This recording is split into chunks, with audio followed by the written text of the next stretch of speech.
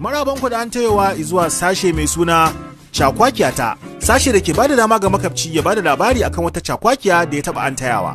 A sashenmu na yau za ku ji Chakwakiyar Rangila. A gabta! Wayo Allah, wannan cakwakiya da na an taya gaskiya ban ji daɗin ta ba. Bari ku ji abin da ya faru. Wata rana ne ina kwance a cikin ɗaki na. Ya na jangon ko samun kofa. Ya na tashi domin na je na ga wane ne. Dama akwai kofar ruwa da na ajiye a tsakiyar ɗaki na manta ban daga ba. Ban sani ba kawai na buge shi. Ruwa ya zube na taka ruwan na zame. Na fara kasa yayin da nake kokarin tashi na buge wani kwabet da ke san da littattafai. Saka zube kaca a cikin ruwa. Garin tare kwabet din kar ya karasa faduwa ban sani ba kawai sai na mazge plasma TV dina. Ya faruwa kan iPhone dina duk suka tarwatse. Da na samu na rike kaina na tsaya. Na duba dama na duba hagu. Naga asarar da na tafka a ɗaki na. Cikin bakin ciki na je kofa na bude. Ina budewa na ga wani yana da yana kallo na. Wai dago kan da ya kalli ne ya ce min. Da Allah malam.